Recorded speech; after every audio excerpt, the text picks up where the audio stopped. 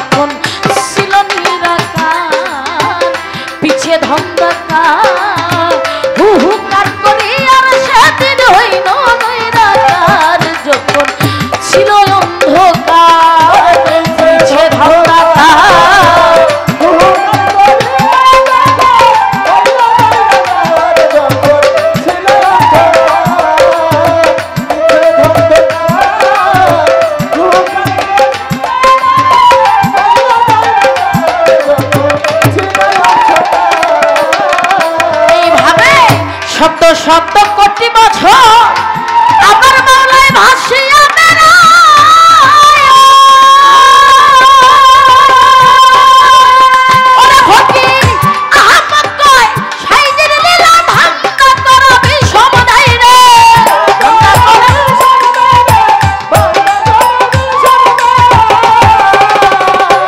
এইভাবে শব্দ কোটি বছর ভাসিয়া বেড়ায় ওরে ফকির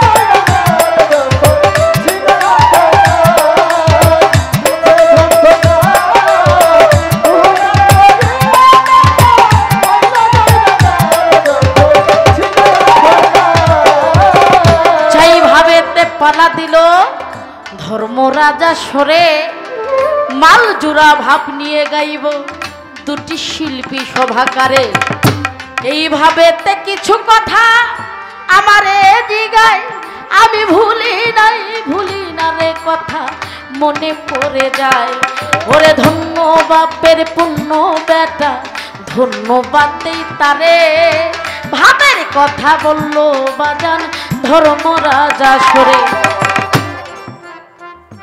সুন্দর করে কিছু কথা আমাদেরকে জিজ্ঞাসা করলো এই কথার উত্তর দিব কিন্তু তাকে আমি বিশেষ করে ধন্যবাদ দেই যেই কথাগুলো মঞ্চের মধ্যে প্রকাশের বিষয় না একাগ্র সাধনার বিষয় এই সাধনার বিষয়টা মঞ্চের মধ্যে তুলে ধরার জন্য আপনাকে আমি বিশেষ করে ধন্যবাদ দেই আমার মনে হইতেছে ভাই সত্যি সত্যি কিছু সাধনা করে নাকি চেষ্টা করব বলার জন্য রাখ তারে কি আর পাশরিতে পারে ভালো তারে কি আর পাশরিতে পারে নয়নে লাগে যাবে তারে কি আর পাশরিতে পারে তারে কি আর পাশরিতে পারে বলো তারে কি আর পাশরিতে পারে নয়নে লাগে যাবে তারে কি আর পাশরিতে পারে তারে কি আর পাশরিতে পারে বলো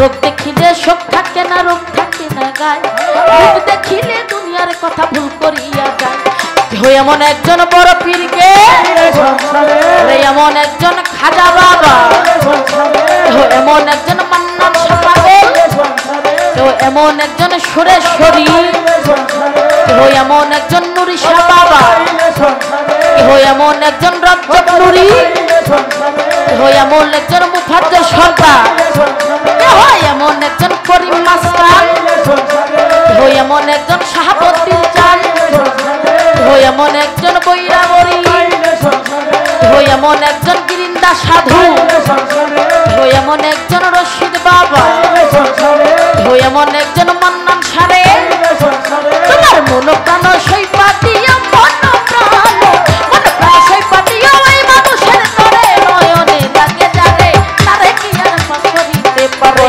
তারে কি আর পাশরিতে পারে বলো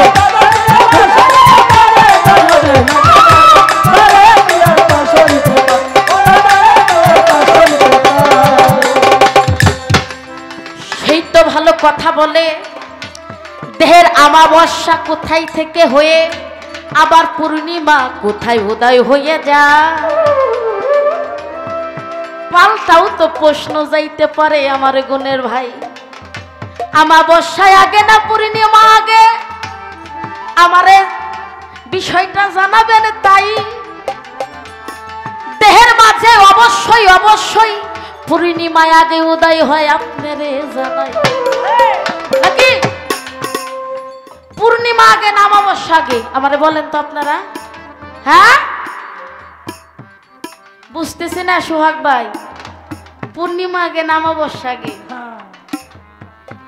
বুঝেন না সারা জীবন চাকরি করলেন থানা ছিলেন না নাকি এতকাল পরে কি করলেন পূর্ণিমা আগে না অমাবস্যা আগে এইটাই কইতে আসতেছেন না আগে পূর্ণিমা পূর্ণিমা হয় চাঁদের 13 তারিখ থেকে 14 তারিখ 15 তারিখের মধ্যে পূর্ণিমা উদিত হয় 13 তারিখে পূর্ণিমা লাগে কেবল 14 তারিখে মাঝামাঝি চাঁদের 15 তারিখে চাঁদটা যখন পরিপূর্ণ হয়ে যায় তখন তাকে আলোকময় রশ্মি সারা বিশ্বব্যাপী ভরে যায় তখন তারে কয় পূর্ণিমা হইছে কি বাবা সারা মাসের মধ্যে চাঁদ উঠবো আর নিভবো এই যে চাঁদের 15 তারিখে যে পূর্ণ চাঁদ গোলাকার বৃত্ত আকার চাঁদটা সব দিনের চাঁদের চাইতে একটু বড় দেখা যায় না মিথ্যা কথা বলতেছি আমি ওই পূর্ণিমার চাঁদ যখন উঠে আমার মা বোনেরা বাবারা ভাইয়েরা যারা ওই সন্ধ্যাবেলায় তাই বুঝতে পারে যে আজকে পূর্ণিমা, সারা পৃথিবীর আলোটা অন্যরকম হয়ে যায়। আর আমাবস্যা লাগে চাঁদের 27 তারিখ থেকে। ক্ষয় চাঁদ, এই চাঁদের 15 তারিখ যখন পার হয়ে 16 তারিখ পড়বে, তখন থেকে চাঁদটা একটু একটু করে ক্ষয় হইতে থাকে, নাকি একটু একটু করে ক্ষয় হতে থাকে। ক্ষয় হতে হতে হতে হতে চাঁদটা যখন একেবারে পূর্ণ ক্ষয় হয়ে যায়, ক্ষয় হওয়ার কাছাকাছি চলে যায়, একটু বাজানো থাকে, তখন থেকে চাঁদের হলো 27 তারিখ। 27 তারিখ যায় 28, 29, 30 যদি হয়ে যায় আর কি, ওই মাস শেষে চাঁদটার আর চাঁদ থাকে না, একটা সুতার মতো ক্ষয় হয়ে যায়। আবার নতুন চাঁদ যখন উদয় হয়, ওই রূপ ক্ষয় চাঁদের শেষ আর নতুন চাঁদের শুরু, সুতার মতো চিকুন করে একটা নতুন চাঁদ ওঠে, ঠিক না বাবা? এই মানব দেহের মধ্যে এই পূর্ণিমা লাগে কোথায় জানতে হবে। মানুষের আসমান কোথায়? আসমানেই তো চাঁদ থাকে না, জমিনে। ছোট বাজান, আপনারা একটু থামেন, জীবনে যেসব কথা আলোচনা করি নাই এইটাও কইতে হইতেছে। নুরুদেওয়ান মানে মনে মনে বুদ্ধি করছিল জ্যোতি পালারা দিত, জ্যোতি সরকার এত বারবার এই পার আসে, মানুষ কেন তারে আনি, আজকে জন্মের বা ডাইল দেখা হয় দিত আর কি। আর যাতে না আসবার পারে একটা ভাব আর কি লইছে, মানে বুদ্ধি করছে যাতে জ্যোতি সরকার এই পারে আর না আসে। তো মালিক যদি বাঁচাই নাই তাইলে আসবানি, না বাঁচাইলে তোর কিছু করার নাই। তুই ভাই আজকের গান শুনবেন, ভালো না লাগলে কিন্তু রাইনেন না, মানুষ তাইলে আপনার বিড়াইব যে বারবার খালি জ্যোতি সরকার রানী কিসের জন্য, কিছু জানে না, বুঝে না। হ্যাঁ, এই চাঁদটা উদয় হয় বাবা আসমানে, ঠিক না, নাকি জমিনে? আমার ভাই কয় এই আমাবস্যা লাগে কোনথে আর হলো পূর্ণিমা ওই কোন জায়গায় থেকে, সব আসমান থেকে হয়। কে আমি জমিনের কথা কমনি? হ্যাঁ, আপনি যেটা ভাবছেন জ্যোতি সরকার কিন্তু ওইটা না। জ্যোতি সরকার জমিনে যাবে না, সে আসমানেই থাকবে, কারণ আসমানের কথা আসমানে বলতে হবে। মানুষের যেখান থেকে ক্ষয় চাঁদ, ওইখান থেকে জয় চাঁদ। মানুষের আসমানটা হলো তার দুভুরু যুগলের বাধ্যস্থান, যাহাকে বলে দ্বিদল পদ্ম। দরবেজি লালন সাইজি এটাকে বললেন দ্বিদলের মিনালে সোনার মানুষ উজালে। এই দ্বিদলে মিনাল অর্থ মধ্যভাগ, এই দুভুরু যুগলের মধ্যখানে মানুষের দ্বিদল পদ্ম, এটা হলো ঊর্ধ্বগামী, এইখানে মানুষের চাঁদ উদয় হয়। একটা ভক্তের চাঁদ উদয় হয় কখন জানেন? যখন মুর্শিদ তার কাছে এক বিন্দু নূর জমা রাখে, যখন তাকে বায়াত করে, তখন ওই মানুষটার চেহারাটা লক্ষ্য করবেন। বায়াত হওয়ার আগের চেহারার পরের চেহারার পরিবর্তন আছে, অবশ্যই আছে। যদি কেউ ধরে রাখতে পারে তাইলে তার সারা জীবনই তার কাছে পূর্ণ চাঁদের নেয়, পূর্ণিমার নেয়, ওই নূরটা তার দ্বিদল পদ্মের মধ্যে ঝলক মারে।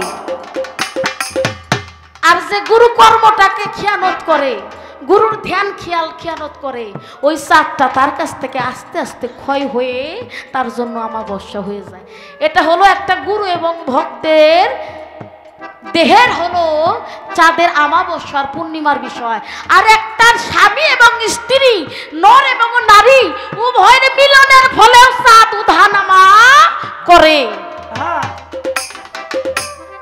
একটা পুরুষের মস্তিষ্কে থাকে তার রজ, তার বীজ, তার ঝিল্লিতে থাকে, ঝিল্লি মুকামে তার সেই মহারতিটা থাকে।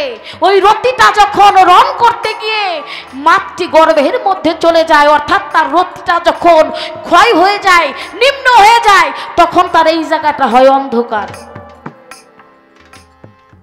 একজন 15 বছর বয়সের শিশু, বালক, একটা যুবক, যখন তার 15 বছর বয়স চলে, তখন তার জন্য পূর্ণিমা, তখন তার রতিটা এই জায়গায় ঝলক মারে।